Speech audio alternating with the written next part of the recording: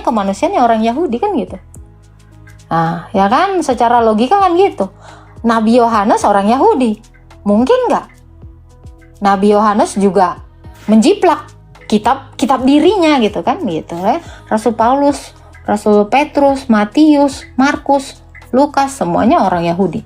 Mungkin nggak menjiplak? Ya memang itu kitab suci mereka. Dan itu juga yang diturunkan kepada kami karena kami mengikut ajarannya Yesus. Seperti itu. Oh, gitu lagi. Silakan. Lagi ya.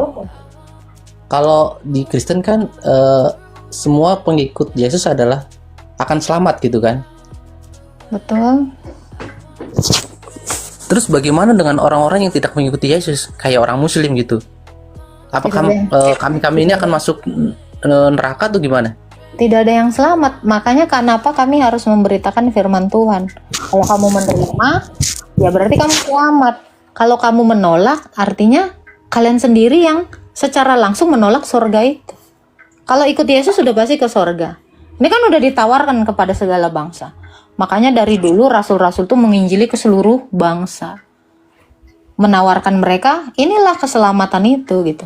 Nah, orang yang seperti abang nih, misal kita sudah beritakan keselamatan itu hanya ada di dalam Yesus. Dengan barang buktinya gitu, dengan segala saksi dan bukti gitu. Tapi abang menolak, ya berarti abang sendiri yang menolak keselamatan. Bukan Yesus yang kejam menghukum orang yang tidak mau memilihnya kan gitu. Seperti itu. Saya kasih analogi gini bang. Saya kasih abang 1 miliar. Ada yang nerima. Akhirnya dia punya 1 miliar. Dapat 1 miliar. Abang juga ditawari 1 miliar. Tapi abang menolak. Apakah dengan lalu kamu tiba-tiba miskin gitu, kelaparan dan mati? Apakah yang disalahkan adalah kami yang menawarkan itu atau kamu yang menolak? Oh, yang menolak sih. Yang menolak. Nah, demikian jawaban dari pertanyaan abang tadi. Bagaimana kabar orang yang di luar Kristen, di luar Kristus? Karena mereka menolak, ya mereka akan sengsara, menderita binasa. Seperti itu. Tapi kan kita nggak tahu sebenarnya dari kita menolak Yesus atau tidak, sebenarnya nggak tahu gitu kan? Bagaimana mungkin tidak tahu? Semua orang Kristen itu memberitakan Injil. Ya kan, pemberitaannya contoh kayak yang saya lakukan, gitu kan? Ya kan? Dan orang-orang Kristen itu dengan kebaikannya, bahkan dia tidak berapologetika, tapi dia dengan kebaikannya, orang bertanya-tanya, kok baik kali orang ini? Pasti bertanya-tanya, siapa yang mengajari kamu? Yesus. Oh. Jadi sebenarnya semua orang itu diajarkan Injil. Semua orang Kristen itu mengajarkan Injil. Kebaikan, mengampuni, memaafkan, tidak membalas. Itu ajaran Yesus. Itu sebenarnya pemberitaan ajarannya Yesus. Cuman orangnya menolak gitu. Semua orang pasti tertarik. Dan kalaupun gini ya bang, seandainya pun tidak adalah orang yang menginjili, kita semua diberi akal untuk mencari tahu gitu. Setelah mati, siapa yang bisa membawa saya ke sorga? Kalau tidak yang pernah ke sorga, kan gitu. Secara logika kan seperti itu. Tapi kan, gimana? Ini kan dari keyakinan Kristen kan.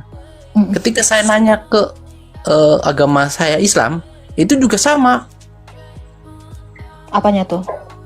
Bahwa orang selain Islam itu akan masuk neraka gitu. Oke. Satu contoh orang Islam yang mati masuk neraka dan dia bangkit memberitakan neraka itu. Satu orang Islam yang mati dan bangkit masuk surga, lalu dia bangkit lagi memberitakan surga itu.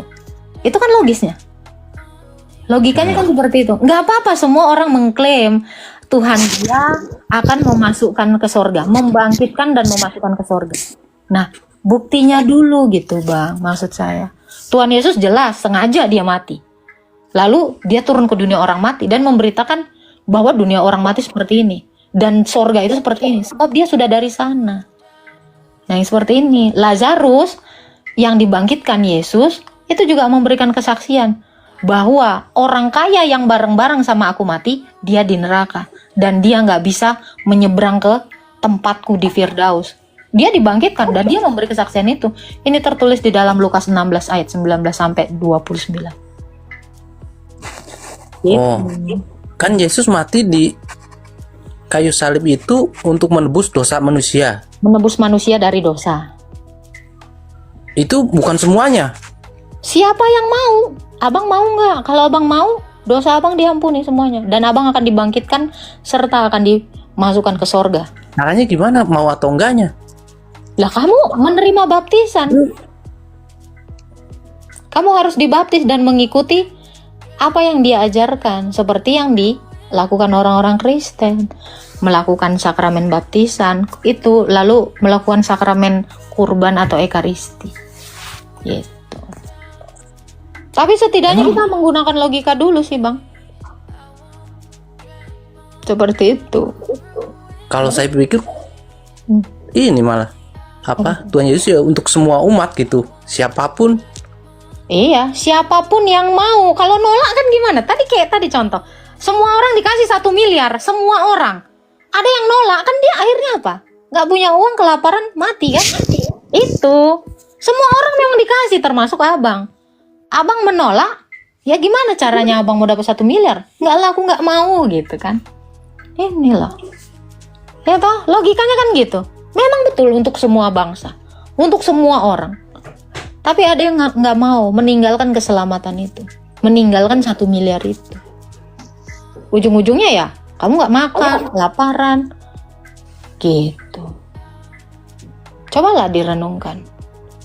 Kan dulu, ini nggak ada orang Islam yang komen ya? Ada itu si Asman, ajaran sesat katanya. Banyak. Yang Muslim itu banyak di bawah. Gitu. Nah itu tadi Bang, yang harus abang pikirkan adalah ketika semua Tuhan mengaku sebagai pencipta, pemberi kebangkitan, keselamatan, buktinya dulu. Gitu loh. Ya kan? Loh, masalahnya belum ada yang mati bangkit memberitakan neraka seperti ini. Belum ada yang mati bangkit memberitakan surga seperti ini. Kalau di dalam iman Kristen udah jelas. Itu Yesus dan Lazarus itu sudah memberikan bukti. Karena mereka keluar dari dunia orang mati. Gitu. Jadi apapun ceritanya, mau bagus seperti apapun penawaran tentang pribadi Tuhannya, tetapi kalau tidak ada bukti, ya itu hanya seperti brosur rumah, ya hanya brosur rumahnya bagus, tapi nggak ada faktanya. Hanya brosur-brosur aja gitu. Namun pas kita datangi nggak ada barangnya. Gitu. Di Al-Qur'an ada yang komen nih, di Al-Qur'an itu tidak ada keselamatan. Emang iya? Kayaknya hampir sama dah itu. Anggaplah sama semua dalam iman ada keselamatan. Tapi yang bisa membuktikan itu yang penting. Kayak contoh ya Bang ya. Kalau kita selamat, masuk sorga gitu. Ibarat kata abang ditawarkan perjalanan ke Jepang. Tapi yang menawarkan perjalanan ke Jepang ini, dia nggak tahu Jepang di mana. Nyasar nggak kira-kira? Ya, nyasar. Nah, ada orang yang menawarkan sorga, tapi dia belum pernah masuk sorga. Bisa nyampe nggak ke sorga? Iya, karena Yesus dari sorga, setelah naik ke sorga, dia tahu jalan menuju ke sana. Makanya dikatakan, akulah jalan. Sebab dialah yang menjadi guide kita, penuntun kita. Akulah kebenaran. Sebab dia adalah yang satu-satunya benar. Karena kebenaran itu mutlak, satu. Akulah hidup, berarti dialah tujuan hidup itu. Jadi dia jalan, dia kebenaran, dan dia tujuan hidup itu. Yaitu hidup. Akulah jalan dan kebenaran dan hidup. Itu. Dialah harapan itu. Karena hidup adalah harapan semua manusia yang menuhankan sesembahan. Jadi dia pengharapan semua manusia.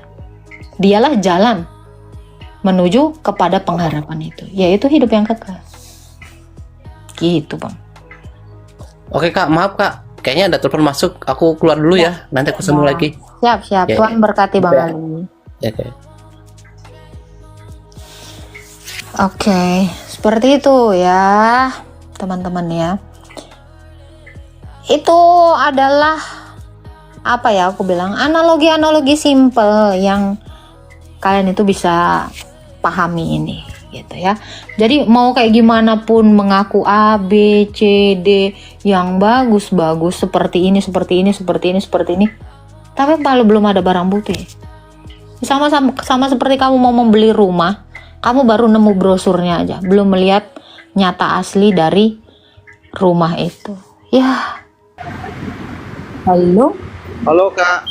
Halo Kak. Halo, selamat malam. Selamat malam Kak. Iya, Islam atau Kristen Elias? Saya Kristen Kak. Saya ada mau bertanya sama Kakak, ada menyangkut kegoyangan iman saya sedikit sih Kak. Silakan. Soalnya kan Kak gini, dari yang saya ngalami sih, ada kan ayat-ayat di dalam Alkitab itu yang berbunyinya seperti ini. Jika kamu melihat aku, kamu udah melihat Bapa itu. Nah, artinya kan kita udah melihat Tuhan itu, Bapa yang di surga itu. Artinya Jadi kita akulah melihat dia. Bapa melalui Yesus.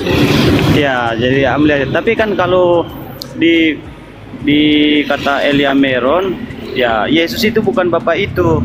Terus jadi kalau Yesus naik ke surga, terus berarti ada dua dong di surga, ada Bapa, ada Yesus. Iya, ada kemanusiaan dan ada Allah Tritunggal. Betul. Bagaimana kalau yang gini Kak? Ya, yang gini Kak, contohnya yang waktu kejadian di kitab Kejadian itu kan adalah roh Allah yang melayang-melayang di atas permukaan air kan, dan roh Allah itu kan turun ke dalam dunia yang berbentuk jadi manusia di dalam Yesus Kristus gitu. Saya mikir begini, roh Allah itu turun jadi manusia. Nah, di surga itu ya udah nggak ada gitu. Dia kan turun ke dalam dunia gitu. Saya mikir begitu. Nah, maksudnya gini. Jadi saya kadang bingung, berarti nanti kalau orang-orang seberang juga bilang ya saya percaya sama Bapa, ya sama juga, jadi dua gitu kita. Ada Bapa, ada Yesus. Jadi kadang aku bingung jadinya. Karena aku kan selalu kalau ditanya, saya bilang begini, ini jawaban saya ya dulu ya, karena saya nggak terlalu ngerti juga. Karena orang tanya, oh namanya juga dia inkarnasi, orang dia dari sana turun ke sini berubah jadi manusia, menjelma menjadi manusia. Kadang aku jawabnya gitu dengan simpel Kak. Tapi begitu aku dengar-dengar di YouTube, dengar-dengar kadang Elia Meron atau apa, Kakak juga. Jadi kadang ya mana sih pemikiranku yang benar jadinya. Aku jadi ragu juga kadang. Apa yang abang ragu? Maksudnya ragu begini, berarti Tuhan itu ada dua. Tadi kamu bilang Nanti kalau Tuhan menjelma jadi manusia, betul? iya itu saya bilang iya. Oke. Kalau itu saya pemikiran saya sih. Oke, sebentar. Kalau Tuhan menjelma jadi manusia, Tuhan itu kan bentuknya roh ya kan? Iya. Terus dia menjelma, berarti dia mengambil rupa manusia. Apakah roh, Iya, dia ngambil rohnya itu hilang? Apakah keilahiannya hilang? bukannya rohnya itu masuk ke dalam tubuh Ya manusia kalau ya, Kak? masuk hilang nggak? Kamu masuk ke rumah, kamu hilang jadi rumah. Iya, masuk jadi nyatu, masuk jadi Ya kamu masuk hilang. ke dalam rumah, apa kamu lantas jadi rumah? Itu tetap ada kamu, ada rumah. Ada roh, ada kamu, rumah. Ada rumah. Jadi Iya, benar. Yesus itu adalah firman Allah yang menjelma jadi manusia. Jadi dia tetap Iya, betul. Jadi dia tetap Allah yang adalah roh, yang adalah terang, yang adalah kasih, dan dia juga manusia. Makanya pertanyaan kamu tadi, berarti di sorga sana kah ada Allah dan ada kemanusiaan? Begini, Kak, kalau begitu, berarti kita nggak salah dong kalau kita panggil Yesus itu adalah Bapa yang ada di surga. Karena dia bukan Bapa. Ya? Jadi saya bilang dia adalah firmannya Bapa. Firmannya Bapa, bukannya kita kan nggak ada dalilnya Kak bahwa Bapa itu memang ada di surga. Kita belum ada kan? Ada, Yesus bilang sendiri, Bapa yang di sorga. Waktu Yesus ngajar berdoa. Itu supaya dia diterima sama orang. Oke, kita lihat lagi Yohanes 14. Bapa, jikalau Allah adalah Bapamu, maka kamu akan mengasihi aku, sebab aku datang dan keluar dari Bapa. Yesus berkali-kali mengatakan Bapa yang di sorga, Bapakku yang di sorga. Itu bukan Jadi nggak yang ada mau dalil, banyak kali Enggak, dalilnya. bukan ayat itu menunjukkan supaya dia diterima oleh manusia ya. Kan bakal manusia nanti kan nggak bakal mau terima Yesus kalau dia itu bilang jujur. aku lah Bapa itu Yesus sendiri. bukan pembohong. Karena dia adalah kebenaran. Dia nggak pernah membohongi manusia karena otaknya nggak nyampe, nggak pernah. Jadi ketika Yesus mengatakan, jikalau kamu sudah melihat aku, kamu sudah melihat Bapa, sebab aku datang dan keluar dari Bapa. Kamu, Berarti kembar dong mukanya. coba, suara saya sama nggak sama badan saya? Sama. Suara saya sama nggak sama badan saya? Kalau suara sama badannya nggak sama sih. Iya. Pikiran saya sama nggak dengan badan saya? Nggak sama. Pikiran saya ada di dalam saya. Iya, pikiran saya ada di bukan- dalam. Ya, pikiran saya bukan badan saya. Tetapi Iya, ketika betul. kamu mendengarkan suara saya, kamu sudah mengenal badan saya. Nah, yang saya bingung di sini Kak. Kalau ketika Yesus sudah naik ke sorga kan, berarti kan begini. Dia itu jadi ada dua gitu loh. Lah itu tadi Tapi kamu makanya masuk kan- rumah, kamu masuk rumah, itu gimana konsepnya? Kamu tetap ada dan rumah tetap ada. Jadi Yesus itu kemanusiaannya ada dan Allah Tritunggal itu tetap ada di dalam kerajaan sorga. Berarti ada di dalam surga juga Allah itu ada. Ada dong, Allah Tritunggal itu ada. 1 Yohanes Bukannya gimana? 1 ayat 5, sebab ada 3 yang memberi kesaksian di dalam sorga, Bapa, Anak, dan Roh Kudus. Itu jelas. Ya, mukanya ada. Hah? Mukanya. Bagaimana kamu bisa melihat kasih? Bagaimana kamu bisa melihat terang yang tak terhampiri? Bagaimana kamu bisa melihat roh? Ada nggak mukanya roh? Ada nggak Ada. mukanya kasih? Ada nggak mukanya terang? Yang kita lihat itu adalah kemanusiaannya. Jadi kamu masuk ke dalam rumah, yang kelihatan itu rumahnya. Kamu di dalam nggak kelihatan. Paham? Paham nggak? Kamu masuk rumah, yang orang tengok ya rumahnya. Yang orang tengok di surga nanti itu adalah kemanusiaannya. Nggak ilahnya nggak akan bisa kita lihat sampai kapan. Seperti itu Bang Eli. Ya, berarti kita nggak bisa ngelihat Bapak itu juga dong. Dari Ya kan dulu berarti. memang Allah itu tidak pernah terlihat. Yohanes 1 ayat. Ya, 18. ngapain kita percaya kalau begitu? Dia orang nggak ada kok, ngapain dipercayain? Loh, Yesus itu kan sudah menyatakan. Ya kita kan percaya sama Yesus. Ya iya. Kan semuanya diserahkan kepada Yesus. Apa? Berarti kita nggak usah Loh. perlu lagi percaya sama Tadi Bapak ingat itu. nggak kamu? Tadi ingat nggak? Dia firman Allah. Firman Allah jadi manusia. Apakah Allah itu berubah dari dirinya? Firman itu sebenarnya firman itu apa sih Kak? Bukannya firman itu mengatakan ya? Pikirannya Bapak. Pikirannya. Bukannya firman itu ucapan ya? Bukan hanya sekedar ucapan, tetapi pikirannya Bapak lebih dari. Kan roh kan yang sebelum Tuhan Oke. menciptakan langit dan bumi Pikiranmu dia kan itu adalah hanya roh. suaramu nggak? Saya kasih tahu. Saya kasih analogi. Pikiranmu itu Ya. suara kamu nggak? Kadang beda. Ya itu. Makanya jangan samakan pikiran dengan suara. Kalau firman itu bukan hanya suara, tetapi pikirannya Allah. Lebih dari pikiran. Lebih dari suara.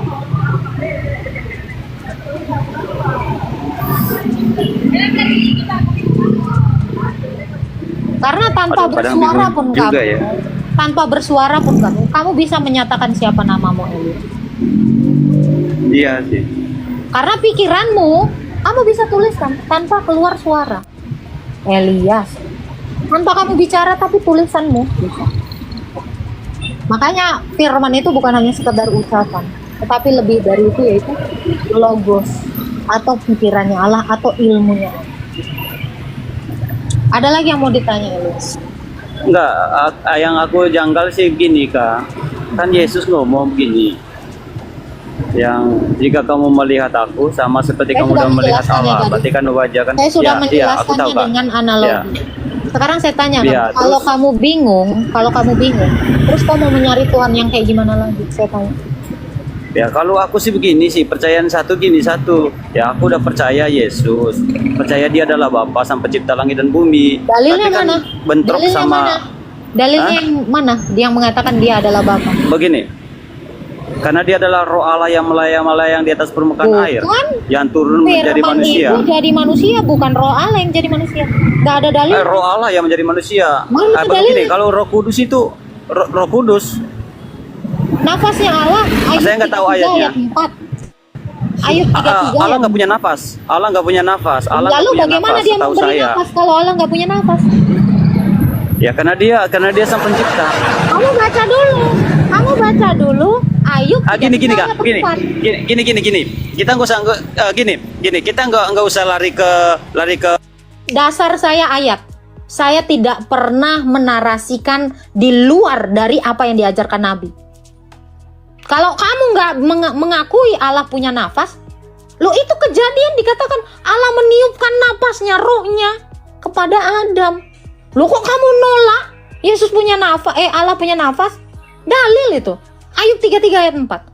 Roh Allah telah membuat aku hidup. Nafas yang maha kuasa membuat aku hidup. Lo kok kamu tolak? Saya nggak mau. Kamu jangan jadi Kristen kalau kamu menolak ayat itu. Saya persilakan turun. Karena kamu sudah menghina. Mengatakan Allah saya tidak bernafas. Kamu mengatakan Allah saya mati berarti.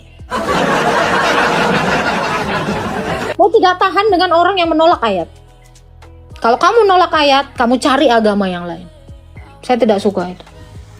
Ya, maaf saya keluarkan. Tadi ceritamu mau sebentar. Kalau kamu mau bingung pindah agama silakan. Tapi sekali kamu menolak Allah itu punya roh, mohon maaf. Kamu penista agama saya. Kamu bukan Kristen. Ya, saya tegas untuk ini.